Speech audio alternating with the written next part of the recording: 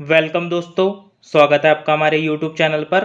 आज के वीडियो में हम एमपी ग्रुप 4 की तैयारी कर रहे विद्यार्थियों के लिए सामान्य ज्ञान का पार्ट 4 लेकर आए हुए हैं।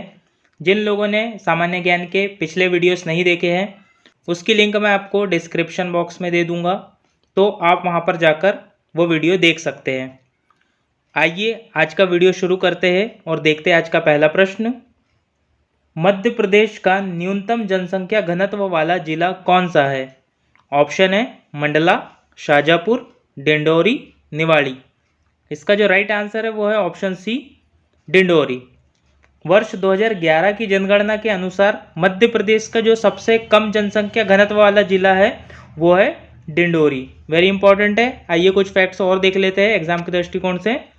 2011 की जनगणना के अनुसार मध्य प्रदेश का जनसंख्या घनत्व जो है वो है 236 व्यक्ति प्रति वर्ग किलोमीटर। ये भी याद रखना है, क्वेश्चन इस तरह से भी पूछता है एग्जाम में।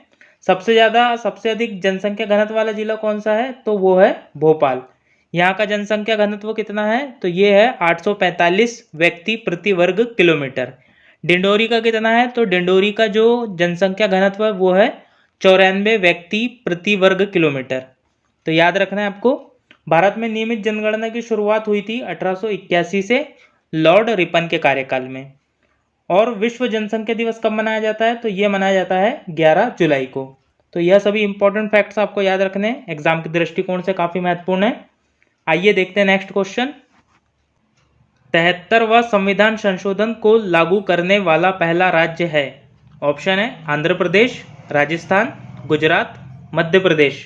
इसका जो राइट आंसर है वो है ऑप्शन डी, मध्य प्रदेश। 73वां संविधान संशोधन यह जो है पंचायती राज से संबंधित है, और 73वें संविधान संशोधन को लागू करने वाला पहला राज्य जो है वो है मध्य प्रदेश। तो याद रखना है आपको, पंचायती राज की जो शुरुआत हुई थी वो हुई थी वर्ष 1959 से। 2 अक्टूबर 1959 को जो है राजस्थान के नागौर जिले से पंचायती राज की शुरुआत हुई थी।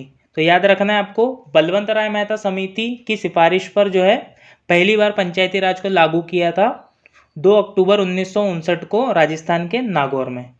ठीक है। और आगे चलकर जो है संविधान में 73वां संविधान संशोधन किया गया और 11वीं अनुसूची जोड़ी गई संविधान में, और भाग 9 में जो है पंचायती राज का उल्लेख किया गया। ठीक है। तो 73वां संविधान संशोधन लागू करने वाला पहला राज्य था मध्य प्रदेश। ठीक है। इसके द्वारा क्या किया गया? 73वें संविधान संशोधन के द्वारा पंचायती राज को संवैधानिक दर्जा दिया गया। और पंचायती राज संबंधित अनुच्छेद कौन कौन से है? तो ये है 243 से 243 ओ तक। ये याद रखना है आपको। 24 अप्रैल को जो है पंचायती राज दिवस मनाया जाता है, ये भी याद रखना है आपको, काफ़ी इंपॉर्टेंट है। 24 अप्रैल 1993 को 73वां संविधान संशोधन लागू किया गया था, इसीलिए जो है इस दिवस को पंचायती राज दिवस के रूप में मनाया जाता है। काफ़ी इंपॉर्टेंट है ये। चलिए देखते हैं नेक्स्ट क्वेश्चन। गणतंत्र दिवस 2023 में किस राज्य की झांकी ने पहला पुरस्कार जीता? ऑप्शन है राजस्थान, उत्तर प्रदेश, मध्य प्रदेश, उत्तराखंड। इसका जो राइट आंसर है वो है ऑप्शन डी, उत्तराखंड। गणतंत्र दिवस 2023 की परेड में जो है उत्तराखंड की झांकी ने पहला पुरस्कार जीता है। आइए उत्तराखंड की झांकी के बारे में कुछ पॉइंट्स जान लेते हैं। उत्तराखंड की झांकी की जो थीम थी उसका नाम था मानसखंड, और झांकी में जो है गढ़वाल की चारधाम यात्रा, कुमाऊं में मंदिर माला मिशन, प्रसिद्ध पौराणिक जागेश्वर धाम को दिखाया गया था। और साथ ही में जो है इस झांकी में उत्तराखंड के प्रसिद्ध नेशनल पार्क जिम कॉर्बेट को और राज्य पशु कस्तूरी मृग आदि को भी इस झांकी में शामिल किया गया था। तो याद रखना है आपको, इम्पॉर्टेंट है। चलिए देखते हैं नेक्स्ट क्वेश्चन। अंतर्राष्ट्रीय योग दिवस कब मनाया जाता है? ऑप्शन है 21 जून, 8 मार्च, 10 जनवरी, 27 सितंबर। इसका जो राइट आंसर है वो है ऑप्शन ए, 21 जून। अंतर्राष्ट्रीय योग दिवस जो है प्रत्येक वर्ष 21 जून को मनाया जाता है। 21 जून 2015 से जो है अंतर्राष्ट्रीय योग दिवस मनाने की शुरुआत हुई। पहला अंतर्राष्ट्रीय दिवस जो मनाया गया था वो मनाया गया था 21 जून 2015 को। अगर आपको अंतर्राष्ट्रीय योग दिवस से संबंधित वीडियो देखनी है तो लिंक मैं आपको आई बटन पर दे दूंगा, आप लोग वहां पर जाकर वो वीडियो देख सकते हैं। और कुछ पॉइंट्स देख लेते हैं योग दिवस के बारे में। जैसा मैंने अभी आपको बताया, 21 जून 2015 को पहला अंतर्राष्ट्रीय योग दिवस मनाया गया था, और अंतर्राष्ट्रीय योग दिवस 2023 की थीम क्या है? तो ये है योग फॉर वसुधैव कुटुंबकम। तो याद रखना है आपको, वर्ष 2023 के अंतर्राष्ट्रीय योग दिवस की थीम है योग फॉर वसुधैव कुटुंबकम। और अगर आपको अंतर्राष्ट्रीय योग दिवस से रिलेटेड वीडियो देखना है तो आप आई बटन पर जाकर वो वीडियो देख सकते हैं। चलिए देखते हैं नेक्स्ट क्वेश्चन। प्रथम बौद्ध संगीति कहाँ हुई थी? ऑप्शन है कुंडलवन, पाटलिपुत्र, वैशाली, राजगृह। इसका जो राइट आंसर है वो है ऑप्शन डी, राजगृह। पहली बौद्ध संगीति यह जो है राजगृह में हुई थी। और किसकी अध्यक्षता में हुई थी? तो ये हुई थी महाकश्यप की अध्यक्षता में। और इस वर्ष किसका शासन था? इस समय शासन था अजातशत्रु का। ठीक है, तो याद रखना है आपको, ये दूसरी बौद्ध संगीति हुई थी वैशाली में और इस समय इसके अध्यक्ष थे साबाकामी और यह हुई थी कालाशोक के शासनकाल में। ठीक है, तीसरी बौद्ध संगीति हुई थी पाटलिपुत्र में और इस किसके शासनकाल में हुई थी ये? तो ये हुई थी अशोक के शासनकाल में और इसके अध्यक्ष थे मोगलीपुत्तिस। ठीक है, तो याद रखना है आपको। और चौथी जो बौद्ध संगीति थी ये हुई थी कुंडलवन में, इसके अध्यक्ष थे वसुमित्र जी और ये हुई थी कनिष्क के शासनकाल में। तो ये सभी आपको चारों बौद्ध संगीति याद रखना है, काफ़ी इंपॉर्टेंट है, क्वेश्चन आते हैं इस तरह के एग्जाम में, तो इम्पॉर्टेंट है ये काफ़ी। चलिए देखते हैं नेक्स्ट क्वेश्चन। यूरोप का मरीज किसे कहा जाता है? ऑप्शन है तुर्की, जापान, रोम, लाओस। इसका जो राइट आंसर है वो है ऑप्शन है तुर्की। यूरोप का मरीज के नाम से जाना जाता है तुर्की देश को। वहीं जापान को जो है सूर्योदय का देश, रोम को पोप की नगरी, 7 पहाड़ियों का नगर, यह सभी नामों से जाना जाता है। और लाओस को जाना जाता है किस नाम से? इसका आंसर आप हमें कमेंट बॉक्स में बताएं। चलिए देखते हैं नेक्स्ट क्वेश्चन। सूचना का अधिकार अधिनियम कब लागू हुआ था? ऑप्शन है 2001, 2004, 2005, 2010। इसका जो राइट आंसर है वो है ऑप्शन सी, 2005।